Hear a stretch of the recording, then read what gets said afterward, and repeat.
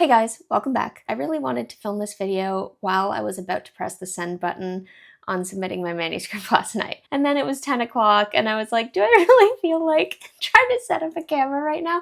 So I have already pressed the send button, but let's pretend I didn't. Here I was last night. It was the day of my deadline to submit a manuscript to my editor. This is the deadline that I have been kind of stressing about and working towards this summer. It was the one that kind of had a wrench thrown in it when I lost so much of my draft a few weeks ago. If you did not see that video, check it out right there. This past week has just been a week of frantically trying to whip this draft into something that was like at least mostly functional. But yesterday I'm like reading through it, I'm finding little things and starting to feel this kind of, not panic, but this kind of stress of like, I can't do this. I can't submit something like this in this state. I need to take another few days. I need to do another couple read-throughs or at least one, and kind of losing sight of the fact that this is like a developmental edit. Like, it's not supposed to be perfect. This is a rough draft. That anxiety of letting someone see something I'd done when it was not at like the most polished and perfect state. Even as I thought it then and as I say it out loud now, that speaks to something much deeper that's going on, I'm sure. It also is just like not a healthy mindset to bring into any creative process. For all of high school, for all of university, that was like my MO. My nightmare was when we had to do like writing exercises in class in some of my university creative writing classes and share things that we'd written like 30 seconds ago with the people around us. And it was like, whoa, nuh-uh, I need at least a day to read this at least 76 times. There's no way I can show someone this. And when it really comes down to it, it's like, why am I so scared of someone seeing a less than perfect draft? What is the benefit of that way of thinking? Because the whole point of sending a draft away to an editor is so that they can help you make it better and find those things that you can't find or that you have found but just don't know how to kind of rectify on your own. These things were all coming to me last night as I'm sitting there trying to decide, okay, what do I do? Do I actually submit and like move on with my life and get to the other things that I have not been able to get to for a month because I can't multitask and I can only focus on one thing at a time? Or spend the weekend doing another read through that's still not going to catch everything and it's not going to fix the developmental things that my editor is still going to find in this read through. Ultimately, I decided that it was probably better for me and better on principle for me to just let it go. Those of you who have been with me for a while know that there is kind of one project that has been my heart project from the beginning. And at this point, it's just like so deeply ingrained in me and it's just a part of my soul and such a reflection of who I am that I can't give up on it. But when I really, really think about like the drafts that I'm sitting on or the writing that I've already done on this project and think about, will there ever be a day when I actually say, yep, I got it. This is good. We're moving on.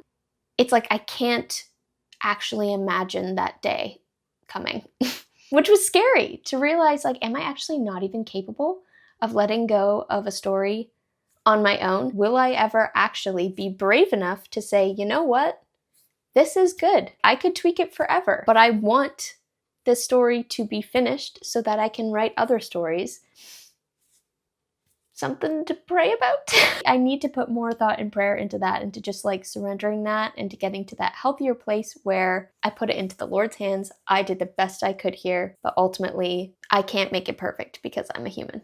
Also, I think that I have this like weird fear that I need to like live 60 years of life before I can write. I need to like have all this like wisdom of just living long enough before I'm qualified to write a story like this. And while experience is totally valid, living more life only makes you a better writer. It's true, but that shouldn't stop us from writing now. I'm just spilling all the like weird thoughts that stop me from submitting manuscripts or that stop me from letting go of drafts or letting go of stories when I think I really need to. So this has been Confessions with Nikki. It's good though, because I did submit and now it is out of my hands, which is very exciting, and I can move on to the other things happening this month. One of those things is working on the Heir of Light audiobook, which has been so cool. If you'd asked me ages ago if I thought I was ever going to have British people narrating something I wrote, I probably would have laughed at you, but that is what's happening. You guys know, like, when you get to the end of the process of editing a story, like, you've read it like 80,000 times, and sometimes you're kind of a little sick of a story by the end of it. I was listening to the first chapter the other day, read by one of our fabulous narrators. Like, I'm pacing my kitchen, like, squealing and chef's kissing. Oh, that sounded so cool. Oh my gosh, he made that sound so awesome. That is really exciting. I was kind of feeling numb to those words, but someone else can come along and bring them to life again.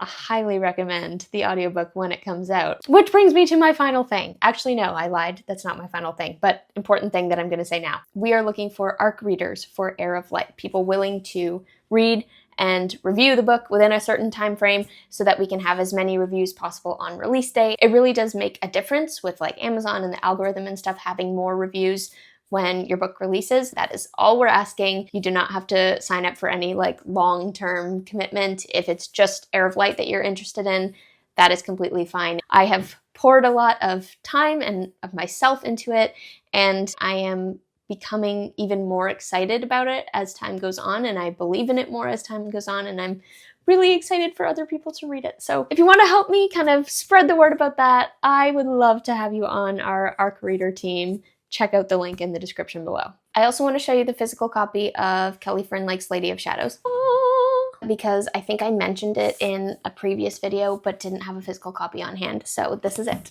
And I have already started reading it, and it's just so fun right off the top. So much good brother banter happening, which is just my absolute weakness. I need brotherhood and strong male friendships in a story for me to be engaged, and it's there, and the dialogue is great. So that is my little 2 cents on why you should check out Lady of Shadows. I think that was all the things I wanted to say. All in all, to wrap up, we need to let go of this idea that no one can see our writing until it is just the most beautiful thing that's ever been written, because writing can always be improved. There is no piece of writing other than like scripture that cannot be improved upon. So if you're waiting for that magical moment where it's just like absolutely nothing can be changed, therefore I will give you this manuscript, that's not going to happen. And sometimes we just need to let go and let other people help us to make the stories better. That's not a bad thing. That's not a sign that we're not good writers. Being a good creative requires letting other voices and other perspectives into our process and being shaped by all the input and the feedback and the inspiration that we can get from other people, not just from ourselves. That